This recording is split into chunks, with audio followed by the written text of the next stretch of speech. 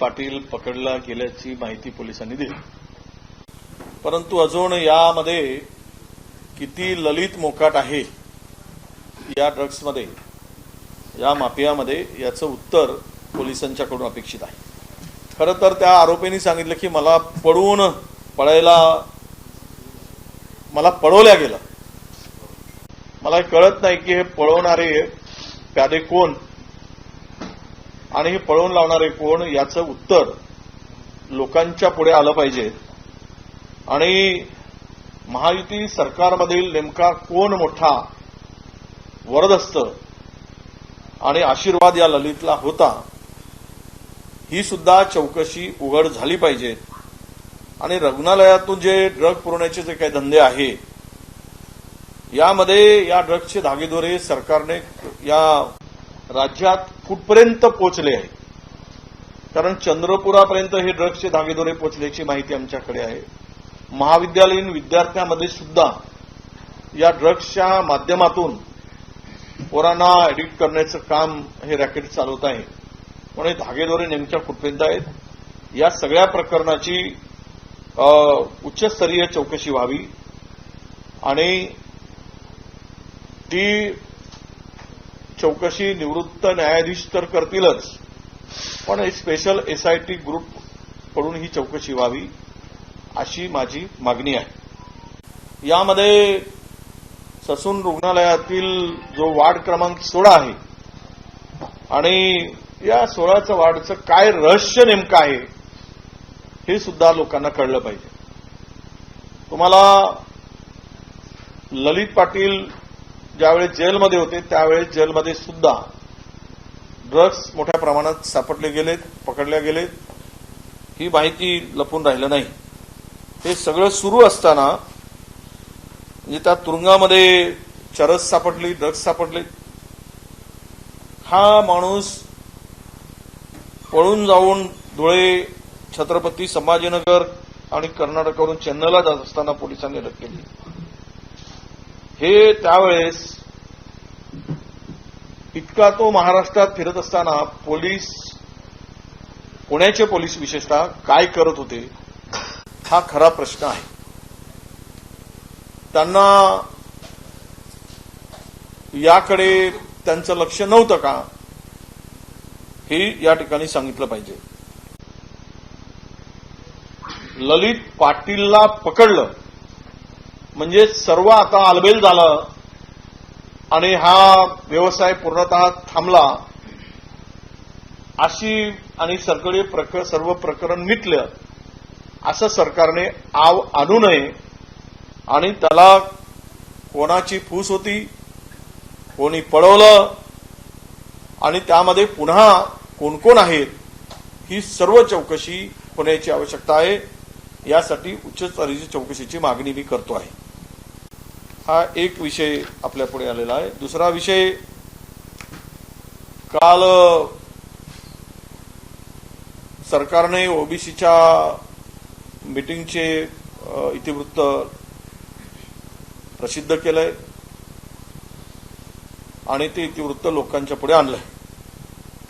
ज्यावेळेस 20 दिवस आमचा रवींद्र टोंगे नावाचा तरुण हे आंदोलन करत होतं, त्यावेळेस सरकारने या ओबीसी आंदोलनाकडे डोळे दाखवले. आणि सर्वप्रथम त्या आंदोलनाला मी विरोधी पक्षनेता गेल्यानंतर मंत्र्यांनी जाणं सुरू केलं, इतर लोक गेले, उपमुख्यमंत्री आंदोलन सोडवायला गेले, होमचे नागपूरचे उपमुख्यमंत्री, आणि त्यानंतर शासनाने बैठक घेतली. 3 दिवसामध्ये मिनिट्स बाहेर करायची, प्रकाशित करायचं आणि मिनिट्स देण्याची त्यामध्ये त्यांनी सांगितलं. परंतु 17 दिवसांनी ते मिनिट्स आज बाहेर आले.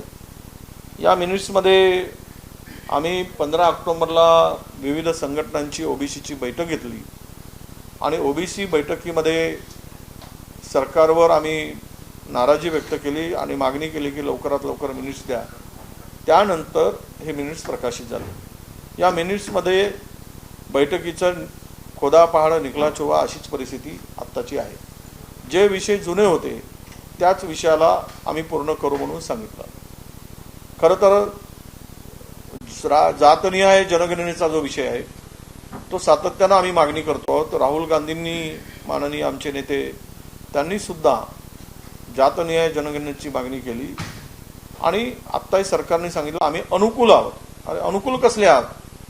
तुम्हाला करायचं असेल, जर तुमचं केंद्रात सरकार होतं, तिकडे डेटा तयार होता, सेन्सस झालेला होता, तो तुम्ही इम्पेरिकल डेटा देऊ शकला नाही कारण तुम्हाला ओबीसीच्या हिताचं करायचं नव्हतं. आज तुम्ही जर म्हणत असाल तर तुम्ही किती कालावधीमध्ये करणार आहात, त्याला काही टाइम बाउंड कार्यक्रम आहे की नाही, हे सुद्धा यामध्ये इतिवृत्तामध्ये असायला पाहिजे होतं. पण अनुकूल म्हणून सरकार आपलं अंग झळकते आहे आणि यातून ओबीसीला तोंडाला पानं पुसण्याचं काम सुरू आहे. वसतिगृहाला मध्यान, आता या सत्रामध्ये मध्यान्हावर आम्ही आलो. आम्ही मार्चपासून मागणी करत होतो. कॅबिनेटचा निर्णय झालेला होता. तुम्ही एका महामंडळाला कर्जासाठी 4,500 कोटी देताय आणि दुसऱ्या महामंडळाला एवढा मोठा 60% लोक असूनही 500 कोटी देत नाही. हाही तफावत दिसते ना. एखाद्या महामंडळाला कर्ज वाटपायसाठी 4,500 कोटी द्यायचे आणि एवढा मोठा 60% लोक असून त्याला मात्र 500 कोटी द्यायचे नाहीत कर्जासाठी. आणि जे दिलेलं कर्ज आहे 1 लाख रुपये ओबीसी महामंडळाने, ते कर्जासाठी मात्र त्यांना नोटीस पाठवायचे आणि कोर्टात केस टाकायची. हा कुठला धंदा आहे? तुम्ही ओबीसीचं वाटोळं करायला निघालात.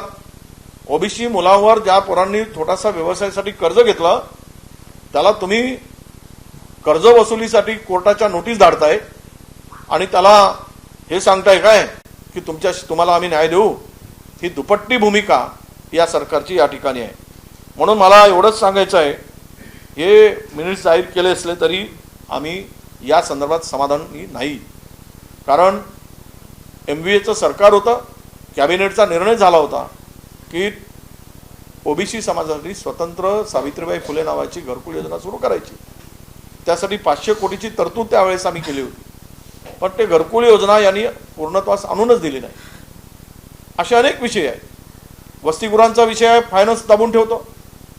तोच इतर समाजाचा विषय आला की फायनान्स डिपार्टमेंट सही करतं आणि ओबीसीचा विषय मात्र फायनान्स विभाग अडवून बसतं.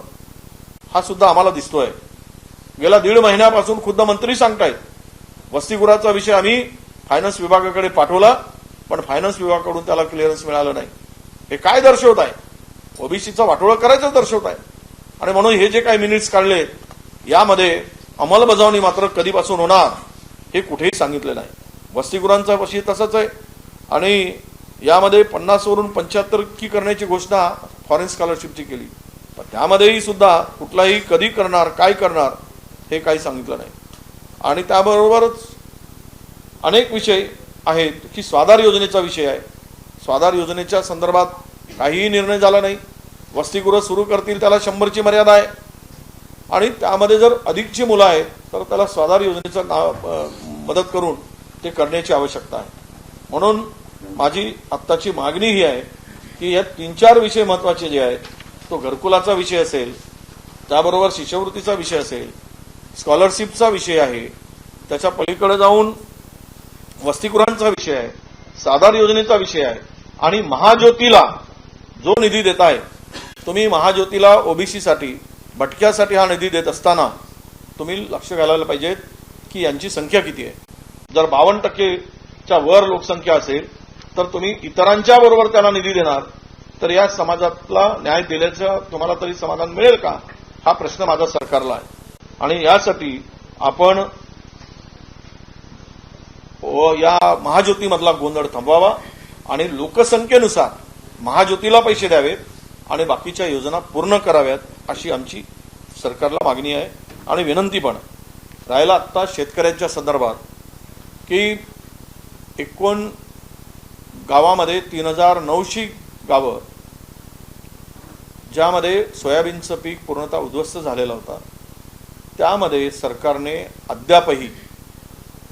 सरकारने सांगून टाकलं की तुम्ही यांची आणेवारी वाढवून दाखवा. पीकच नाही तरी 60%च्या वर आणेवारी दाखवली आणि पीक विम्याची अग्रिम ऐवजी पूर्ण भरपाई का देत नाही सरकार, हा आमचा प्रश्न आहे. तुम्ही 2300 कोटी रुपये या कंपन्यांना दिला सरकारच्या तिजोरीतून आणि ह्या सरकारच्या तिजोरीतून 2300 कोटी रुपये देऊन या पीक विमा काढणाऱ्या कंपन्या सरकारचं ऐकत नसतील तर मग सरकारला या कंपन्यांच्याकडून काही फायदा आणि वाटा मिळाला का, हाही खरा प्रश्न उपस्थित होतो. आणि म्हणून हे 2300 कोटी रुपये देऊन तरी कंपनी तुमच्या आदेशाला केराची टोपली दाखवत असेल तर मात्र या सरकारचा या कंपन्यावर अंकुश नाही हे आता सिद्ध झालेलं आहे. त्यामुळे संकटात सापडलेल्या शेतकऱ्यांना पीक विमा मिळेल का, हा गंभीर प्रश्न आता शेतकऱ्यांच्या संदर्भात उभा झालेला आहे. मी सांगितलं की कोणत्याही परिस्थितीमध्ये तुम्ही पीक गेल्यानंतर, सोयाबीन हे मुख्य पीक मराठवाड्यातला गेल्यानंतर तिकडे सगळीकडे तुम्ही आणेवारी दाखवताय, वाढवून दाखवताय, प्रत्यक्ष मात्र त्यामध्ये दाखवत नाही. ही परिस्थिती पाहता आता तरी मला असं वाटतं की या कंपन्यांच्या संदर्भात जर अग्रिम भरपाईची मागणी करत आहेत तर सरकार त्याला गांभीर्यानं घेत नाही. आणि तो वाढता विरोध पाहता सरकारने या संदर्भात यापूर्वी सुद्धा एकनाथ शिंदे यांनी पीक विमा कंपन्यांना बैठकीत निर्देश दिले होते मुख्यमंत्री महोदयांनी, तरी पण या कंपन्या जुमानत नसतील तर मला वाटतं चोराला मलिदा देणार हे सरकार आहे का, हाही खरा प्रश्न या ठिकाणी निर्माण होतो आहे. आपल्याला काही वडेट्टीवार साहेब, आज ललित पाटीलनी मीडियाशी बोलताना किंवा आपली प्रतिक्रिया देताना मी पळालो नाही तर मला पळवलं गेलं, नेमकं काय अर्थ घ्यायचा याचा? अदृश्य हात आहेत काय? अदृश्य हात आहेत, ड्रग्ज माफियांचं समर्थन करणारे हात आहेत, ड्रग्ज विकून त्यामधून मलिदा खाणारे काही हात आहेत. आणि म्हणूनच हा पडवल्याचं जे म्हणतोय, आमची पूर्वीपासूनचीच मागणी होती की त्याला पडवल्या गेलं आणि तो सरकारच्या आशीर्वादाने फिरत आहे. आज तो पकडला गेला, त्याला इतके दिवस लागले पकडण्यासाठी. तो महाराष्ट्रातच फिरत होता, तरी पण पुण्याचे पोलीस काही काम करत नव्हती किंवा नाशिकची पोलीस काही काम करत होती. त्याला कर्नाटकात पडून गेल्यावर तिथून पकडून त्याला आणावं लागलं. पुणे पोलिसांनी त्याला पळवलं असं काय थेट आपला आरोप आहे, कारण मुंबई पोलीस एकीकडे जाऊन चेन्नईत पकडत आहे, मात्र पुणे पोलिसांना माहीत देखील नाही की ललित पाटील नेमका गेला कुठे. एवढे सीसीटीव्ही. हे बघा, मी पुन्हा सरकारचा आशीर्वाद आणि पुणे पोलिसांचा सुद्धा आशीर्वाद असल्याशिवाय हॉस्पिटलमधून हा माफिया राजरोसपणे वार्ड नंबर 16 मध्ये धंदा करतो, पैसे कमवतो, बिमार असल्याचं दाखवतो आणि अनेक दिवस तुरुंगात राहण्याऐवजी हॉस्पिटलमध्ये राहतो, तिथून आपला व्यवसाय वाढवतो. तरी पोलिसांना कळलं नाही, पोलिसांना माहीत नाही. म्हणून पोलिसांचा हात नक्कीच यामध्ये आहे आणि हे गृहमंत्रालयाने हे अपयश आहे. मंत्रालयापर्यंत आहेत, 100% आहेत. अनेक मंत्री यामध्ये सहभागी असावेत, म्हणून त्याची उच्चस्तरीय चौकशी होण्याची आवश्यकता आहे. मंत्र्यांचा विषय जो येतोय, यापूर्वी देखील माहितीच्या काही मंत्र्यांची नावं, खास करून दादा भुसेंचं नाव यामध्ये आलं होतं.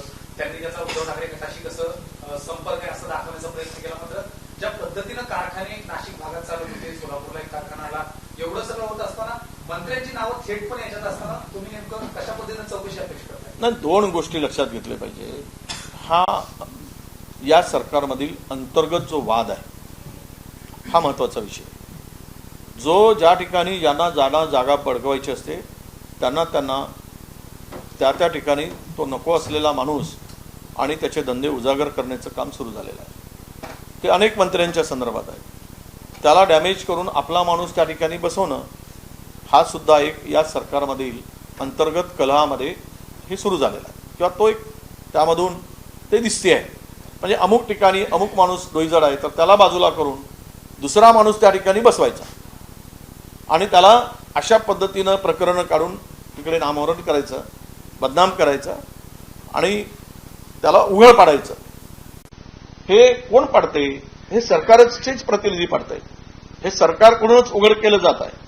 आणि मग ज्या वेळेस हा विषय मोठा होतो त्यावेळेस विरोधकांच्याकडे बोट दाखवायचं आणि हे उघड आहे, हे काय लपून राहिलेलं नाही. आज सरकार म्हणून कुठे काम आहे, कुठे कार्यरत आहे, कुठे काय दिसतं काय? एकामेकाच्या तंगड्या ओढणं एवढंच दिसत आहे. आणि जिथे मात्र मलिदा खायचा असतो तर मग सगळे एक होतात, सगळे हात एकत्र येतात आणि सगळी तिजोरी लुटण्याचं काम करतात. हे यामध्ये एवढा मोठा ड्रग्ज माफिया राजरोसपणे धंदा करतो, पडून जातो, ऍडमिट असल्याचं दाखवतो आणि बाहेर मजा मारत फिरत असतो, तर हे काही सरकारच्या आशीर्वादाशिवाय हे शक्य आहे का? हे शक्यच नाही. म्हणून सरकारने याबाबतची मुख्यमंत्री, उपमुख्यमंत्री होम यांनी या संदर्भात आपली भूमिका स्पष्ट करावी. त्यांनी सांगावं की कुठली चौकशी करणार आहात आणि आम्ही कुठली चौकशी करून जनतेपुढे, लोकांच्या पुढे महाराष्ट्राच्या ड्रग्सनी तरुणाई उद्ध्वस्त होत आहे आणि अशा परिस्थितीमध्ये सरकारची भूमिका नेमकी काय या संदर्भात ती स्पष्ट करण्याची आवश्यकता आहे. जर मला म्हणजे नवल वाटतं की एक माणूस सरकारी रुग्णालयामध्ये धंदा करतो, व्यवसाय करतो, दुसरीकडे मात्र त्या रुग्णालयाला औषधी मिळत नाहीत आणि रुग्ण मरतात, आणि एक मात्र त्या रुग्णालयाचाच वापर आपला व्यवसाय, तो इलिगल व्यवसाय वाढवण्यासाठी करतो. यापेक्षा दुर्दैव या राज्याचं असू शकत नाही. मुख्यमंत्र्यांच्या सूचनेनंतर शिवसेनेचे जनता दरबार घेत नाही. बाळासाहेब भवन जे नव्याने बनवलं, शिवसेनेचे दोन झाल्यानंतर त्या बाळासाहेब भवनमध्ये मुख्यमंत्र्यांच्या सूचनेनंतर सुद्धा मोठमोठे मंत्री जे आहेत, गुलाबराव पाटील असो किंवा दादा भुसे, शंभूराज देसाई, केसरकर, अब्दुल सत्तार, तानाजी सावंत, हे जनता दरबार घेण्यासाठी जात नाही. वर्ष तिकडे म्हणजे पाठच फिरवून टाकली त्यांनी बाळासाहेब भवन. आता याला जोडून म्हणतो की अवघ्या हाकेचा अंतराव बाळासाहेब भवनांपासून यांचे बनलेले आहेत. वर्ष जवळपास या सरकारला वर्ष झालेलं आहे, मात्र अनेक मंत्री त्या बाळासाहेब भवनाकडे फिरले देखील नाहीये. कसले जनतेचे नेमके प्रश्न सोडवतो, तुमची काय नेमकी प्रतिक्रिया? असं आहे की या मंत्र्यांना कोण जुमानतच नाही आणि या मंत्र्यांना लोकांचे प्रश्न सोडवण्यामध्ये रस नाही. या मंत्र्यांना सगळ्यांना आपली तिजोरी कशी भरतो आणि तिजोरी शासनाची कशी लुटतो यामध्येच रस आहे. सगळे टेंडर पे टेंडर और टेंडर से माल कमाओ, आणि त्यांना वाटतं की हम माल कमाकर माल लगाएंगे, फिर से चुन के आएंगे, असं त्यांच्या डोक्यात भिनलेलं आहे. सत्तेची गुरमी आणि मस्ती म्हणतात ना, त्यातून पैसा मिळवून ती मस्ती यांच्या डोक्यात भिनलेली आहे. त्यामुळे सामान्य लोकांच्या प्रश्नाकडे आणि ते प्रश्न सोडवण्यात यांना अजिबात रस नाही आणि सोडवण्याची यांची मानसिकता नाही, हे यामध्ये स्पष्ट होत आहे. कुणाचे प्रश्न सुटत आहे? जनता आपल्या दारी दाखवून दिलं. जनता आपल्या दारी नाही, मरण आपल्या दारी आणून ठेवलंय सगळ्या हॉस्पिटलमध्ये. हे सगळं महाराष्ट्रातील लोकांनी उघड्या डोळ्यांनी बघितलंय, ओढवून घेतलाय. औषधासाठी जर पैसे नसतील आणि दवाखान्यात माणसाचा जीव जात असेल तर यापेक्षा मोठी घटना काय असू शकेल? सरकार म्हणून हे सगळं फेल्युअर नाही का सरकारचं? हे स्पष्ट आहे. त्यामुळे जनता दरबार जिंदाबाद, जनता जाए भाड़ में, तिजोरी भरे अपने प्यार और लाड में. ओबीसी संदर्भात तुम्ही एक आत्ता विषय मांडला की अनेक प्रकल्प म्हणजे अनेक महायुती असेल, घरकुल योजना असेल, याला वित्त खात्याकडून निधी मिळत नाहीये. सरकारमध्ये ओबीसी मंत्री देखील भुजबळांसारखे ओबीसी मंत्री आहेत. अशा वेळी अजित पवारांकडूनच जर हा निधी मिळत नसेल, काय नेमकं भुजबळांकडून तुम्ही मागणी केली का, भेटलात का, किंवा खास करून त्यांच्याचकडून कसं हे अडवलं जातं? असं आहे, या सगळ्यांचं उत्तर जरा भुजबळ साहेबांना विचारलं पाहिजे. ती फाईल खुद्द त्या खात्याचे मंत्री म्हणतात की वसतिगृहाची फाईल खरं तर मी असताना केंद्राकडे प्रस्ताव पाठवला होता, एमव्हीचं सरकार असताना. केंद्र सरकारने हे जे छाती फुकून घेतात ना भाजपचे काही लोक, त्यांना मला प्रश्न आहे, केंद्र सरकारने ओबीसीसाठी राज्याला काय दिलं? मी सांगू शकेल, कारण त्या खात्याचा मंत्री होतो म्हणून. आमचे अनेक प्रकार या हॉस्टेलच्या संदर्भात केंद्राचा वाटा 60%, राज्याचा वाटा 40%. केंद्र सरकारने पैसे हॉस्टेलसाठी दिले नाही. त्यावेळेस आम्ही नव्यानं प्रस्ताव केला की राज्याच्या तिजोरीतूनच हे वसतिगृह सुरू केले पाहिजे आणि त्यानंतर याला मान्यता मिळाली. तो प्रकरण तो प्रस्ताव 1.5 महिना 2 महिने वित्त विभागाकडे जातो आणि वित्त विभाग त्याला परवानगी देत नाही. याचं उत्तर सावेनी द्यावं किंवा फळ आपल्या आमच्या भुजबळ साहेबांनी द्यावं. हे का अडवलंय, कशासाठी अडवलंय, का ओबीसीचा विरोध आहे म्हणून अडवलंय दादांनी, त्याचं उत्तर त्यांनी मागावं. सर, राज्यात अद्यापही पालकमंत्री पदाचा तिढा सुटलेला नाही. एका मंत्र्याकडे तब्बल 5-5, 4-4 पालकमंत्री पद असल्यामुळे तुमच्या निधीबाबत तरतूद होत नाही व्यवस्थित, काय सांगाल? आता सगळे महाराष्ट्र बघतोय, जाण्याची वेळ आली यांची. आता काय पालकमंत्र्याचं घेऊन बसलं. अध्यक्षांच्या दयेनी, कृपेनी काही काळ त्यांचं आजचं मरण उद्यावर, उद्याचं मरण परवावर.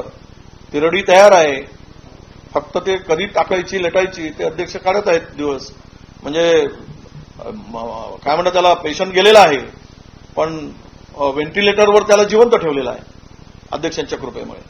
आणि ते व्हेंटिलेटर काढलं की तो मेला, अशी परिस्थिती होणार. आणि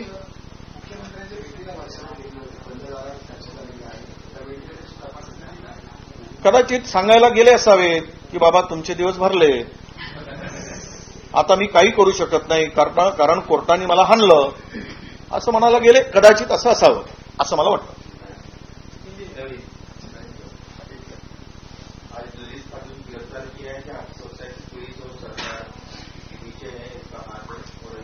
नहीं, 100% उसने खुद बोला है कि मुझे भगाया गया है.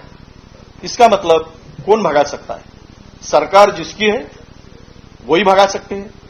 तो सरकार के मंत्री होंगे, सरकार के कोई प्रतिनिधि होंगे, पुलिस होगी, इन्हीं के कृपा से वो उनको भगाया गया. और केवल आज वो क्या बोलते उनका नाम, पाटिल, क्या नाम, अनिल पाटिल नहीं, ललित. आप, हाँ ललित, तो आप भी अनित क्यों कर रहे? फिर वो और एक नया ढूंढना पड़ेगा.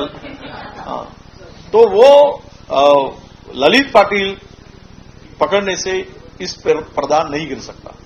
ये एक मोहरा है. ऐसे तो बहुत सारे ललित घूम रहे हैं, सबका बंदोबस्त करना पड़ेगा, ये कार्रवाई करनी पड़ेगी. इनके पीछे की जो अदृश्य शक्ति है, मैं महाशक्ति नहीं बोलूंगा, अदृश्य शक्ति, वो उनको पकड़ना पड़ेगा. वो कोई भी बड़ा हो, क्योंकि राज्य में ड्रग्स का जो धंधा चल रहा है उससे पूरा युवा, एक पीढ़ी हमारी बर्बाद हो रही है. तो ये कैसी सरकार है कि युवाओं के भविष्य के साथ में खिलवाड़ कर रही है. तो इनके ऊपर उच्च स्तरीय चौकसी होनी चाहिए और कार्रवाई होनी चाहिए, ये मांग हम करते हैं.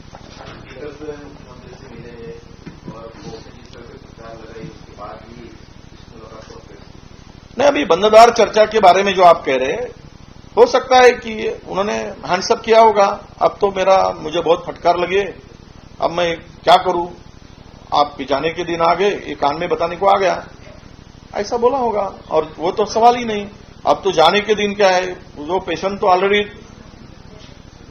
बस डॉक्टर के वेंटिलेटर पे जिंदा है, वो डॉक्टर विधानमंडल में बैठे, उनकी कृपा चल रही है, तब तक वो वेंटिलेटर निकाले कि पेशेंट नहीं.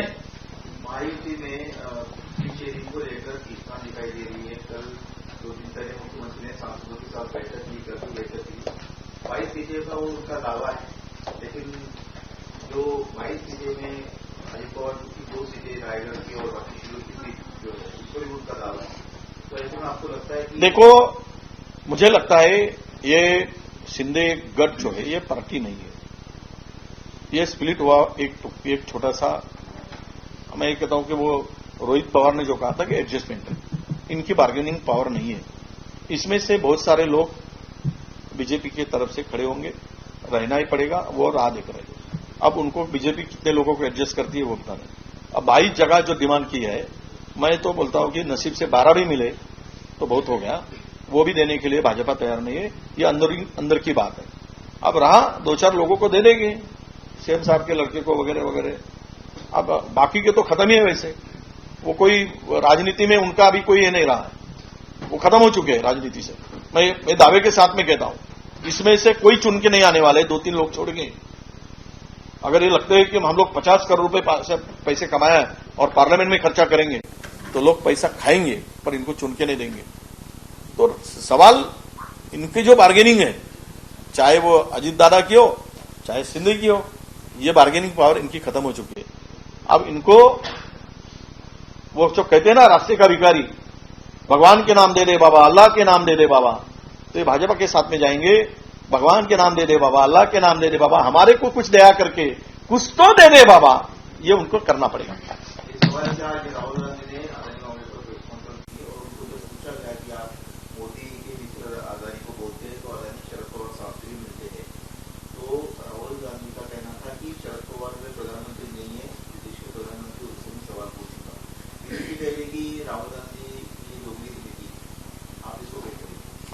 देखिए राहुल जी आज जो कह रहे हैं उसके बारे में भाजपा कुछ नहीं बोलती है कि अदानी को लेकर जो जवाब देना चाहिए, ये गुमराह करती है लोगों को। आपने एडनबर्ग ने जो सब्जेक्ट उठाया था, राहुल जी ने इंडिया के बैठक में मुंबई में जो विषय निकाला था, उसका जवाब बीजेपी नहीं दे पाई और केवल वो शरद पवार जी मिलते हैं, ये मिलते हैं, इससे गुमराह करती है। अदानी की इंक्वायरी होनी चाहिए। अदानी कैसे अपने ये कहां से पैसा जनरेट करता है, कैसे मैनिपुलेट करके शेयर बढ़ाता है, कीमत बढ़ाता है, अपनी प्रॉपर्टी बढ़ाता है, इसके बारे में ये पैसा कहां से आता है, इसका जवाब भाजपा को देना चाहिए। वो जवाब से भागती है और राहुल जी की तरफ उंगली दिखाती है और अपना पाप छुपाती है, यही अर्थ इसका निकलता है। एबीपी माझा, उघडा डोळे बघा नीट।